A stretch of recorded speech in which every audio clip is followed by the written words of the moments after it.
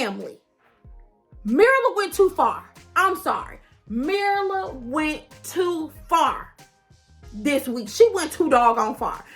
And y'all, can somebody please let her know she needs to cancel her shoe dazzle collection, okay? Julia Roberts want her Pretty Woman boots back.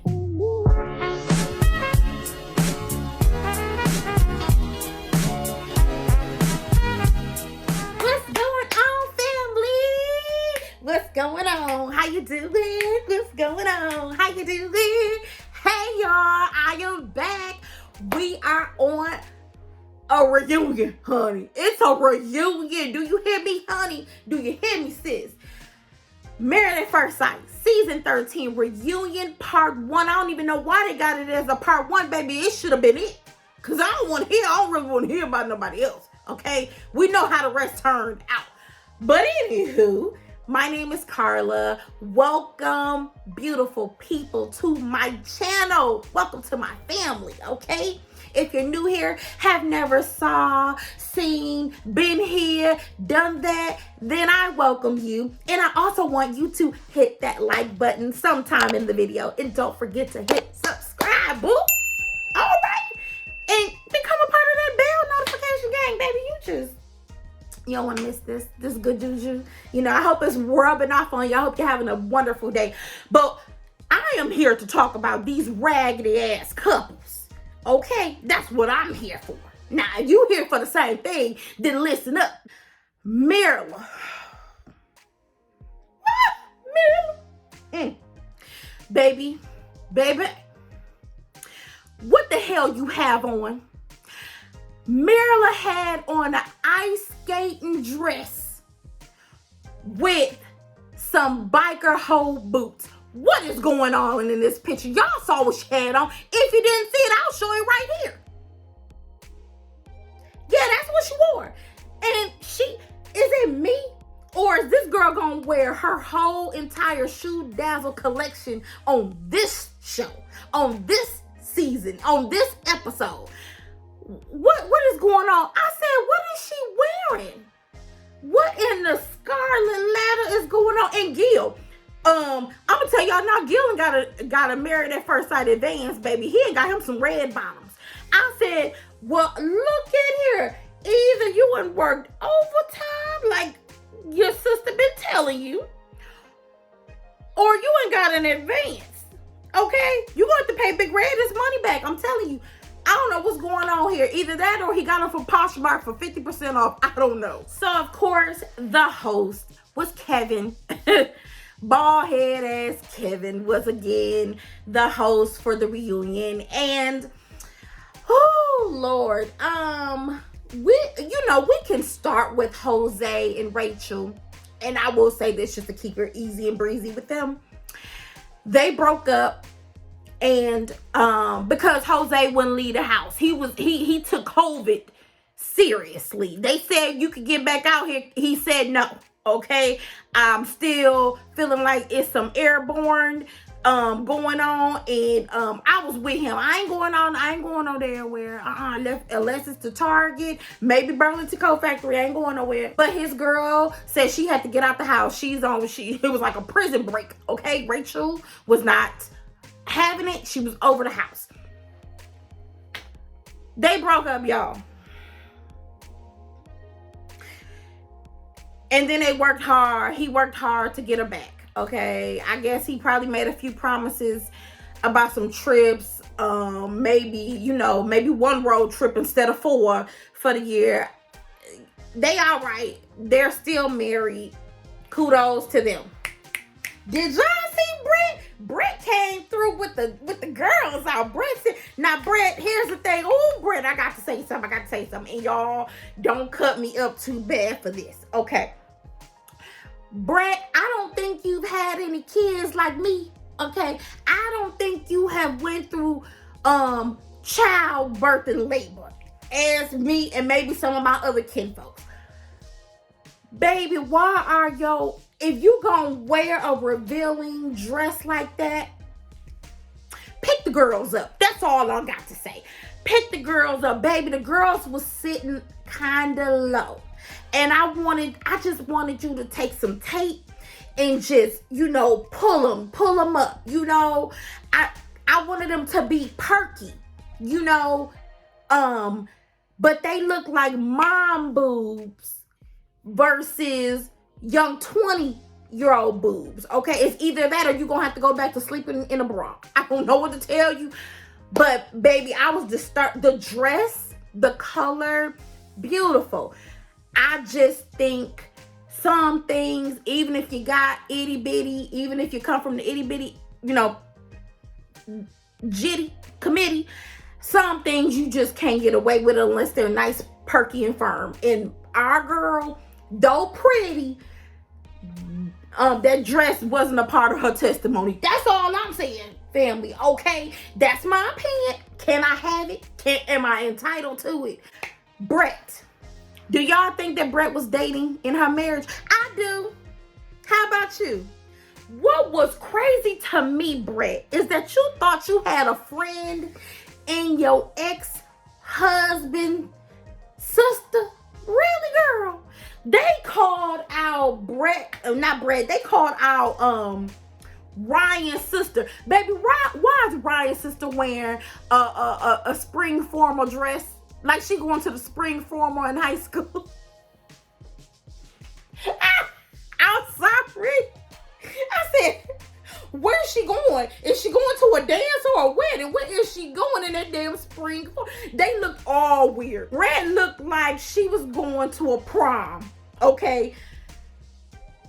Her sister looked like she going to the spring formal in high school. Like she had pulled that out of her closet from high school. Okay.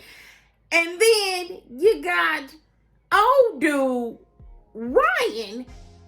And he looked like he didn't even want to get dressed. He ain't got I kid you not, this fool looked like he was like, we're going to eat afterward, we're going to brunch. I'm just going to throw on this suit jacket. And that's it. He had on the shirt and some jeans and loafers. And I was like, that's it? That's what we wear? But the sister flipped. She told the brother business. She told Ryan's business. She said, yeah, Ryan should open his mouth and said from the beginning that, Brett was not his type. Okay, we get that. He should have been more clear and direct. But then when she told Brett T, and I said, well, how would she have known that, T girl, unless you slipped and told her, like, yeah, I was talking to somebody. And sure enough, this heifer and flipped on Brett. She said, well, she was talking to another guy when she met my brother. They went out a couple times, and at one point, she stopped coming home at a decent hour because she was so enthralled in having fun with this guy. Brett, I need for you to lie better. I need for your face to lie better. Brett was like,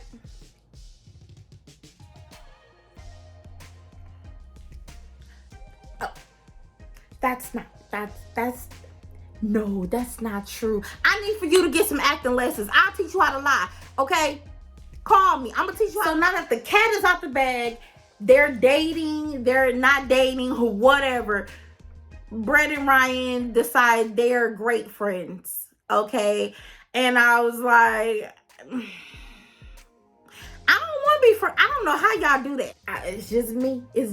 I just feel like I can't be friends after we break up. I need to go ahead and let you live your life from over there. And I'm going to stay right here. Oh, here comes Marilla in her shoe dazzle collection, courtesy of the pretty woman, Julia Roberts. Hello. Okay. When they sat down, I said,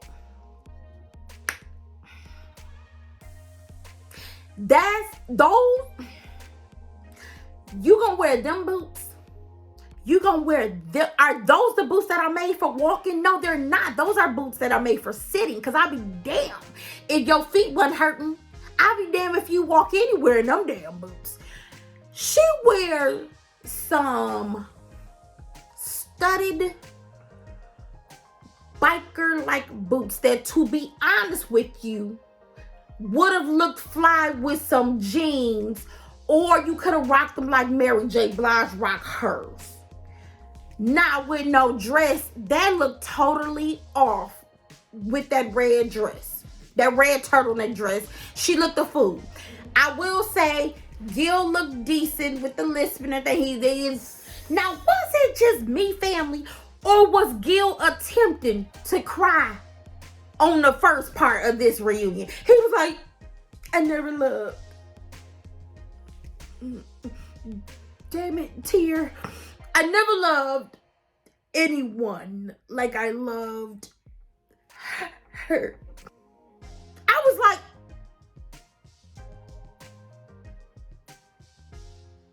I don't see no tear yet. Oh, this fool playing. He ain't about to cry. Marilyn says to us, you are the only, because Kevin was like, Gil, you've been making fun of her all season about her antics. And he was like, and you worked hard to be with her. I will give him that. Yep, he did. He worked hard to show her a good time. I'm going to say that.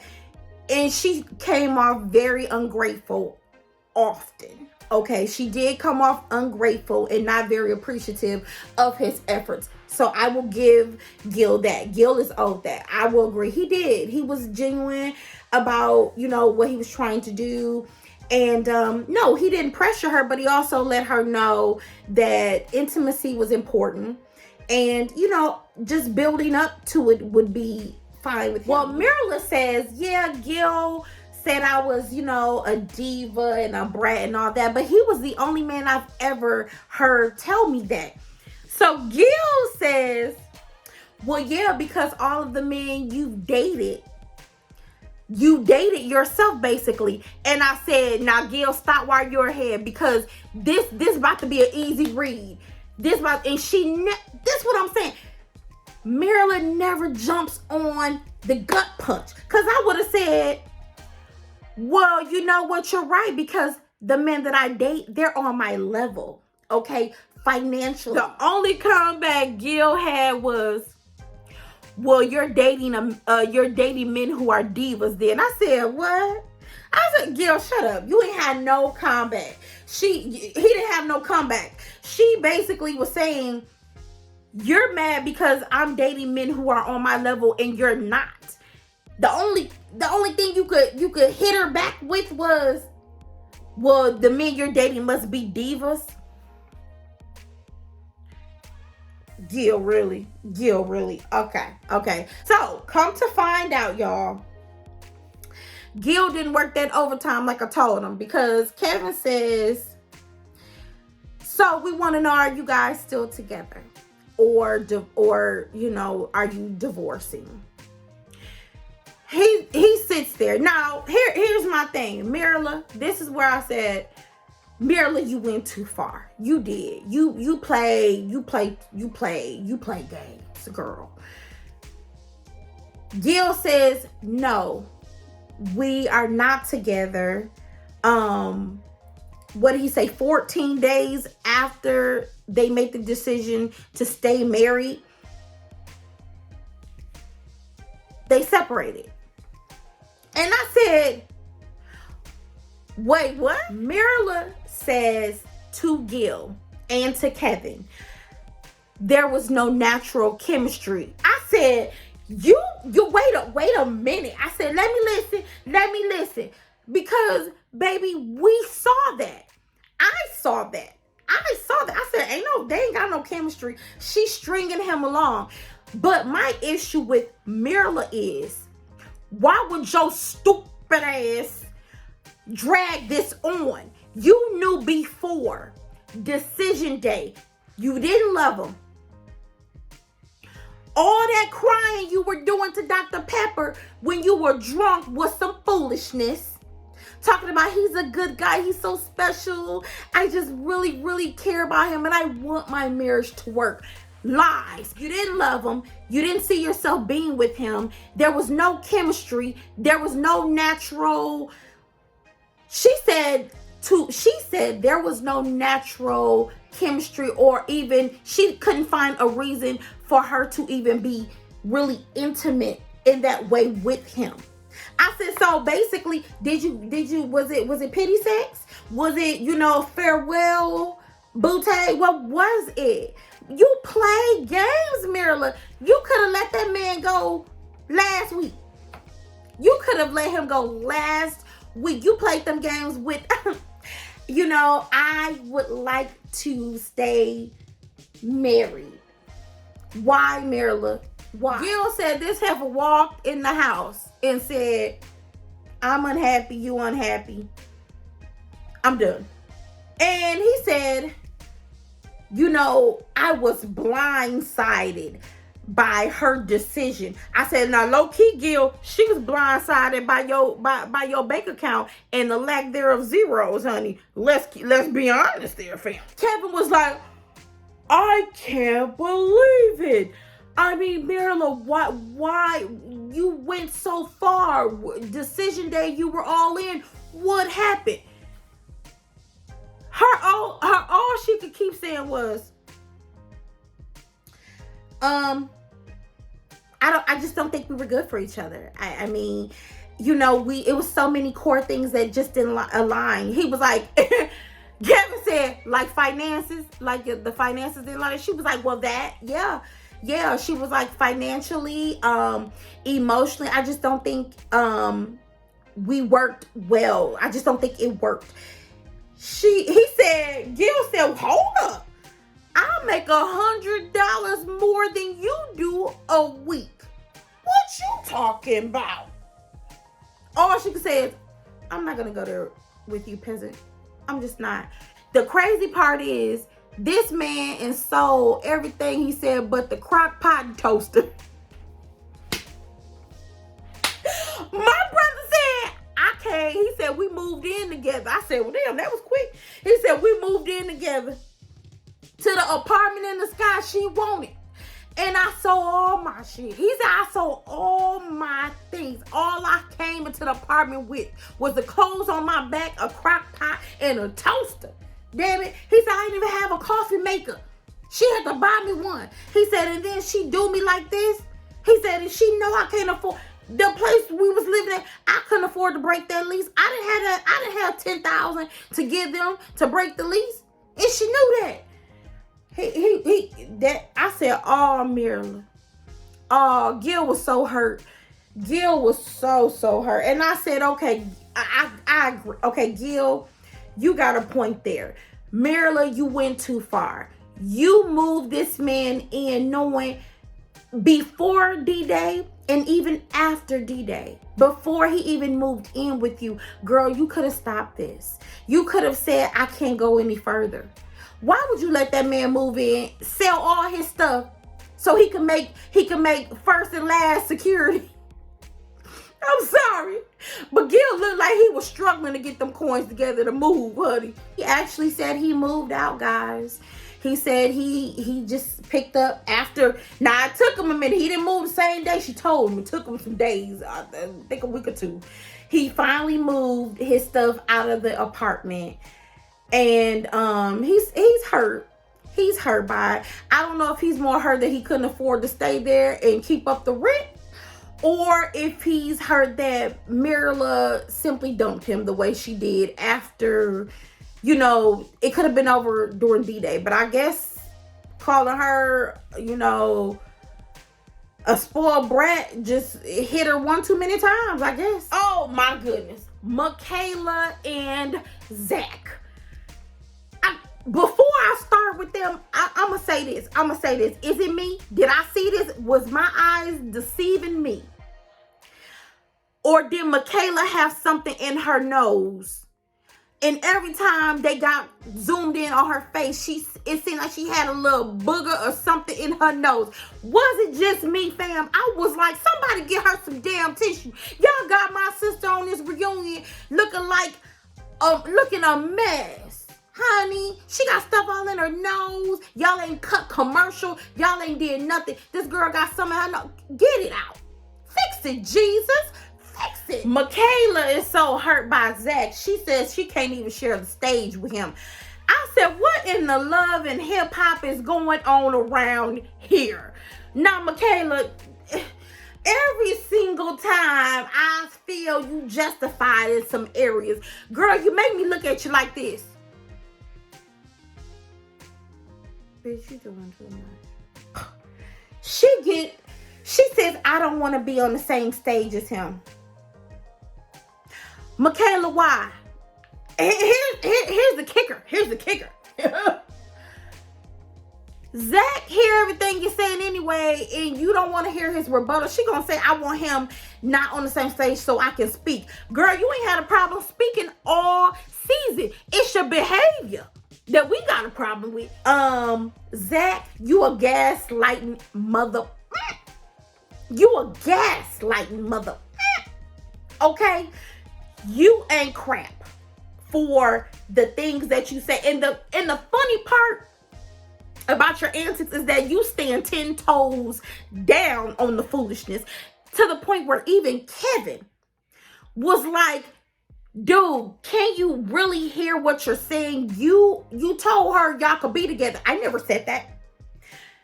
What? Okay, what do you think you were insinuating when you said A, B, and C, fool? I never said that. I said we can be friends and see where this goes. What? Why? Why would I want to be friends with you, Zachary? Oh, let's not get it twisted.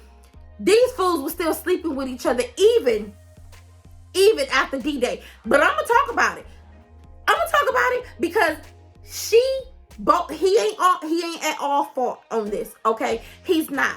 Baby, you need your mama and your aunties and your big sister Sharifa, who was there, to whisper in your ear. Either you got low self-esteem, or you really, really like what this man mouth and body do to you. In walks Sharifa, baby, looking like Sunday's best. You hear me? Looking like a Clark sister. She rolled up in there with her Beetlejuice dress on, and I said, come on, Sharifa, come on. Now, Sharifa, if y'all remember, was the sister that was called when they were acting up at the retreat. Okay, remember, Sharifa was like, what is going on now? So Sharifa hits the table. Well, not the table. She hits the couch, y'all. I'm sorry. And Kevin said, Sharifa, what do you think their problem is? She said, they both want to be right. They both are stubborn. She said, I like them both. You know, of course, she's my sister, and that's her husband, pendant. However, yeah, they both want to be right. They both fighting in their marriage to be right, and they're not great at communicating. That's her opinion, and that's all Sharifa had to say, y'all. Sharifa has left the building. Sharifa walked off in her first lady, dress on. And she was like, I'm out. That's all I got to say. I was like, what was the point of Sharifa coming on here? What was the point? Kevin, that's all you was going to ask Sharifa? Okay? Because she was looking too cute for you to only ask her one damn question. Now, Kevin, come on now. Michaela, why are you still sleeping with Zachary after he already said he was done with you and wanted a divorce? And somebody lying. Here's another issue I have with you, Michaela. Michaela, did you move in with that man? Because Michaela says she was at Zachary's house for 7-8 days. And she had moved in with Zachary because Zachary was helping her out. Zachary says, no, she didn't move in. I said, no, you just told on yourself. Okay. Zachary is helping you out. Why? He was helping you out with some D, but what else was Zachary helping you with? Y'all get me? Why are you staying? Here's my question. Sharifa, that's your sister, right? Why you didn't stay with Sharifa? Michaela, why did you need to stay with Zachary 7-8 days? And,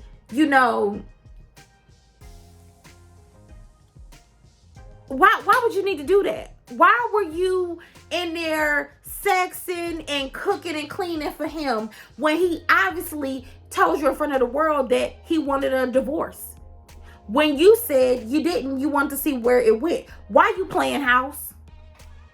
You were supposed to pick up your big girl drawers and move on. You were supposed to hit the door, run it, and don't look back.